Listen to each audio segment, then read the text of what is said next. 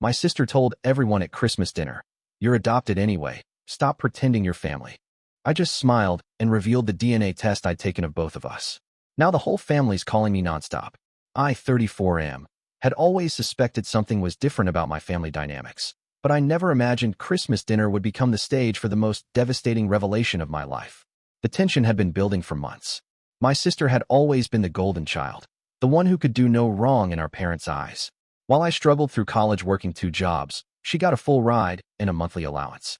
When I bought my first house through years of saving, they helped her with a down payment for something twice the size. The favoritism was so blatant that friends would comment on it, but I had learned to swallow the resentment and play the role of the understanding big brother. The Christmas gathering was at our parents' house, same as every year. Extended family had driven in from 3 states. The dining room table groaned under the weight of traditional dishes, and everyone seemed determined to maintain the facade of a perfect family holiday. I should have known something was brewing when my sister kept shooting me these strange looks during dinner, like she was holding back some explosive secret. The conversation had turned to family traditions and how important it was to pass them down through generations. My aunt was going on about how strong the family resemblance was between the cousins, how you could see our grandfather's eyes in all of us. That's when my sister decided to detonate her bomb. She looked directly at me with this cruel smile and announced to the entire table that I was adopted anyway, so I should stop pretending to be real family. The words hung in the air like a toxic cloud. 23 people around that table fell completely silent. Forks stopped midway to mouths. Someone's wine glass clinked against their plate. I felt the blood drain from my face, but something interesting happened in that moment of shock. Instead of the crushing devastation I might have expected, I felt this strange calm wash over me. Maybe it was because deep down, I had always wondered. Maybe it was because her cruelty was so perfectly in character that it almost felt predictable. Or maybe it was because I had information that she didn't. I smiled back at her and told everyone not to worry. I had actually taken a DNA test recently, and I had some very interesting results to share. The confidence in my voice seemed to catch her off guard. Her smug expression faltered slightly, but she pressed on, insisting that everyone knew the truth, and I was just embarrassing myself by pretending otherwise. That's when I pulled out my phone and opened the 23andMe app. I had taken the test 3 months earlier, partly out of curiosity about our ancestry, and partly because of those nagging doubts that had always lived in the back of my mind. The results had arrived 2 weeks ago, and they had turned my understanding of our family completely upside down. I announced to the table that the DNA test had indeed revealed something shocking about our family. My sister's face went pale, but she maintained her defiant posture. She demanded to know what I was talking about, probably expecting me to confirm her adoption story. Instead, I revealed that according to the comprehensive DNA analysis, I shared exactly 50% of my genetic material with both our parents, precisely what you would expect from a biological child. But here was the interesting part. My sister and I shared only 25% of our DNA, which was consistent with half-siblings, not full siblings. The silence that followed was different from before. This wasn't shock at a cruel revelation. This was the sound of a family trying to process information that didn't fit their understanding of reality. My mother's face had gone ashen. My father was staring at his plate like it might provide answers. My sister started stammering that DNA tests weren't reliable, that I must have made a mistake, that this was some kind of sick joke I was playing. But I continued, explaining that I had paid for the premium analysis that included detailed family matching. According to the results, I was definitely their biological son, but she appeared to be my half-sister through our mother. That's when my mother stood up abruptly and left the table. My father followed her into the kitchen, and we could hear their urgent whispered conversation through the thin walls. My sister was now openly panicking, demanding that I explain what this meant, insisting that there had to be some mistake. I told her I wasn't sure what it meant either, but the science was pretty clear. The extended family members were looking at each other with expressions ranging from confusion to dawning comprehension. My uncle, who had always been the family peacekeeper, suggested that maybe this was a conversation better had privately. But my sister wasn't done. In her desperation, she started making accusations, claiming I had somehow faked the results, that I was lying to get back at her for something, that I was trying to hurt the family. The more she protested, the more obvious it became that she was terrified of what this revelation might mean for her position in the family hierarchy. My parents returned to the dining room about 10 minutes later. My mother's eyes were red and puffy. My father looked like he had aged a decade in those few minutes. He announced to everyone that perhaps it was time for the extended family to head home, that they had some things to discuss privately. As relatives began awkwardly gathering their coats and containers of leftovers, my sister made one last desperate play. She accused me of ruining Christmas, of destroying the family, of being vindictive and cruel. She said I should have kept whatever I found to myself instead of humiliating everyone in front of the whole family. I looked at her calmly and pointed out that I hadn't brought up DNA or adoption at all. She was the one who had announced to everyone that I wasn't really family. I had simply provided factual information to correct her statement. If anyone had ruined Christmas, it was the person who decided to use family dinner as an opportunity to publicly humiliate someone with false claims. After everyone left, the four of us sat in the living room in heavy silence. Finally, my mother began to speak. She confirmed what the DNA test had suggested. My sister was not my father's biological daughter. She had been the result of a brief affair during a difficult period in my parents' marriage before I was born. The affair had ended quickly, and the other man had never known about the pregnancy. When my sister was born, my parents had decided to raise her as their own and never speak of it again. They had convinced themselves that keeping the secret was protecting the family, protecting her. My father added that they had planned to take this secret to their graves. They never imagined that consumer DNA testing would make such information so easily accessible. They certainly never expected their children to take tests that would reveal family secrets they had spent decades burying. My sister was sobbing now, but they were angry tears rather than sad ones. She accused our parents of lying to her whole life, of making her believe something that wasn't true. The irony wasn't lost on me. She was upset about being lied to regarding her parentage immediately after she had lied about mine. But what bothered me most was her complete lack of acknowledgement of what she had done to me. Even faced with the truth of the situation, she couldn't bring herself to apologize for trying to humiliate me in front of the entire extended family. Her focus was entirely on how this revelation affected her, with no consideration for the pain she had attempted to inflict on me. Update 1. The days following Christmas were surreal. My phone started ringing almost immediately after the extended family got home and began processing what they had witnessed.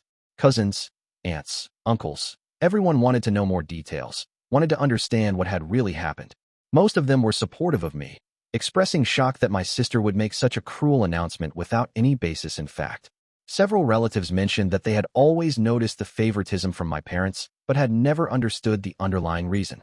Now it all made sense. My parents had been overcompensating for my sister's situation by giving her extra attention and resources. But not everyone was on my side. My sister had been calling family members all week, spinning her own version of events. In her telling, I had cruelly exposed family secrets for revenge, destroying Christmas and humiliating our parents. She portrayed herself as the victim of my vindictive nature, conveniently omitting the part where she had initiated the entire confrontation with her false claims about my adoption. My parents were taking her side, which shouldn't have surprised me, but still stung. My mother called me 3 days after Christmas, asking me to apologize to my sister for embarrassing her.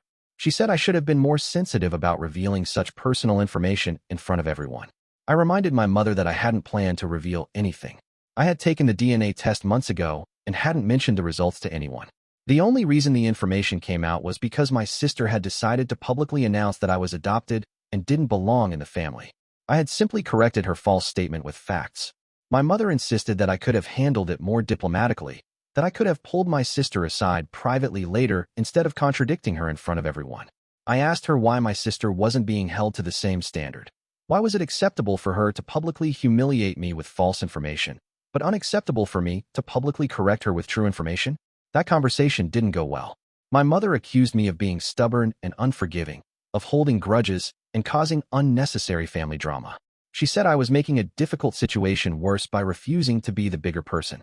The frustration was eating at me. I was being painted as the villain for defending myself against a malicious lie, while my sister was being treated as the victim despite being the one who had started the entire mess. The family dynamic that had always been tilted against me was now completely upside down. Update 2. 2 weeks after Christmas, things escalated further. My sister had apparently been researching her biological father and had managed to track him down through social media. She reached out to him without telling our parents, and the conversation had not gone the way she hoped. He was married with 3 other children and had no interest in disrupting his life to accommodate the daughter he never knew existed. When she explained the situation and asked if she could meet his family, he politely but firmly declined. He made it clear that while he didn't deny the possibility of being her father, he considered that chapter of his life closed and didn't want to reopen it. My sister was devastated by this rejection, and somehow that became my fault too. My parents called me to say that by exposing the family secret, I had pushed her to seek out her biological father, which led to her getting hurt. They argued that if I had kept the DNA results to myself, she never would have gone looking for answers and wouldn't have had to experience that rejection. The logic was absurd, but it was consistent with how they had always approached problems involving my sister. Rather than addressing her choices and actions, they would find ways to blame external factors or other people. In this case, I was the convenient scapegoat for a decision she had made independently. I pointed out that she could have talked to them about her questions and feelings instead of reaching out to a stranger without warning. I also noted that if they had been honest with her from the beginning, she wouldn't have been blindsided by the DNA results and might have handled the situation more thoughtfully. But my parents weren't interested in examining their own role in creating this mess. They had spent decades building a house of cards based on secrets and lies, and now that it was collapsing, they wanted to blame me for bumping the table rather than acknowledge that the structure was fundamentally unstable. The extended family was choosing sides, and the division was becoming more pronounced. My sister's dramatic storytelling was winning her sympathy from some relatives who saw her as a victim of circumstances beyond her control. But others were starting to ask harder questions about why she had made that announcement at Christmas dinner in the first place. My cousin, who had always been close to both of us, called me to get my perspective on what had really happened. I walked her through the entire evening chronologically, from the dinner conversation about family resemblance to my sister's announcement to my response with the DNA results. She was quiet for a long time after I finished, then asked why my sister would say something so cruel if she didn't have reason to believe it was true. I told her I honestly didn't know. Maybe she had overheard something. Maybe she had been suspicious about the family dynamics. Or maybe she was just lashing out because she was angry about something else entirely. What bothered me most was that even if she had genuinely believed I was adopted, the way she revealed it was designed to hurt and humiliate me. There were a dozen ways she could have handled her suspicions privately and compassionately. Instead, she chose the most public and cruel method possible. Update 3. A month after Christmas, the family schism was complete. My parents had made it clear that they expected me to apologize and make peace with my sister, despite her never acknowledging what she had done wrong. They framed it as a matter of family harmony, arguing that someone needed to be the mature one and move forward. I realized that this was the same pattern that had played out my entire life. Whenever there was conflict between my sister and me, I was expected to be the one who compromised, who apologized, who took the higher road. Her behavior was always excused or justified, while mine was held to an impossible standard of perfection. The DNA revelation had simply made the underlying family dynamics more visible. My parents had always treated her as more fragile, more deserving of protection and special consideration. Now I understood that their overcompensation wasn't just about guilt over the affair. It was about their fear that she might somehow discover the truth and feel less secure in the family. But their protection of her had come at my expense, and I was done subsidizing her comfort with my own dignity. When my mother called for what felt like the 100th time to ask when I was going to apologize, I told her the truth. I wasn't going to apologize for defending myself against a malicious lie. I explained that I had spent 34 years watching my sister receive preferential treatment while being told I was imagining things. I had accepted being the second choice, the one who had to work harder for the same recognition, the one whose achievements were minimized while hers were celebrated. But I would not accept being publicly humiliated based on false information and then blamed for correcting the record. My mother's response was predictable. I was being selfish. I was holding the family hostage with my stubbornness. I was choosing pride over love. She said that if I truly cared about family, I would find a way to forgive and move forward. I asked her why forgiveness was only expected to flow in one direction. Why wasn't my sister expected to apologize for her false and hurtful announcement?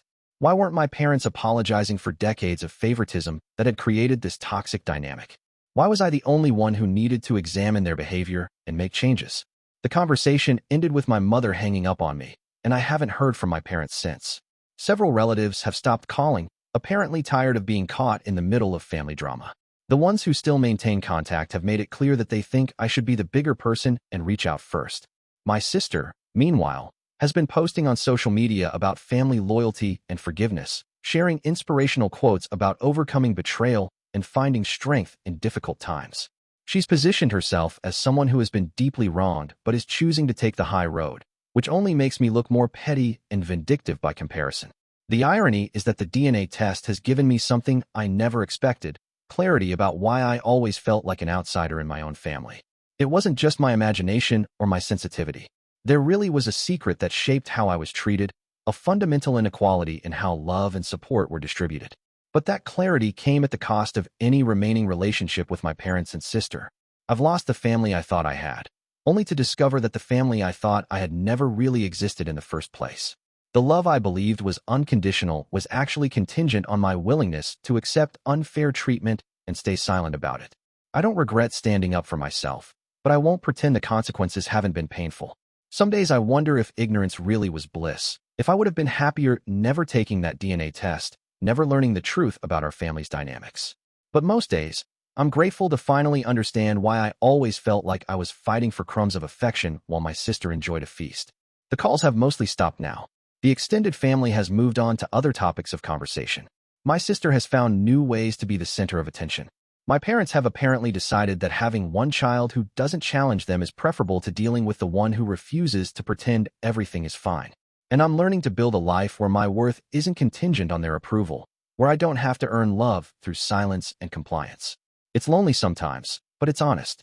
And after 34 years of living in someone else's version of reality, honesty feels like a gift I've given myself. The DNA test revealed more than just genetic relationships. It revealed the truth about who these people really are and who I want to be in relationship to them. Sometimes the most loving thing you can do for yourself is to stop accepting crumbs and walk away from the table entirely.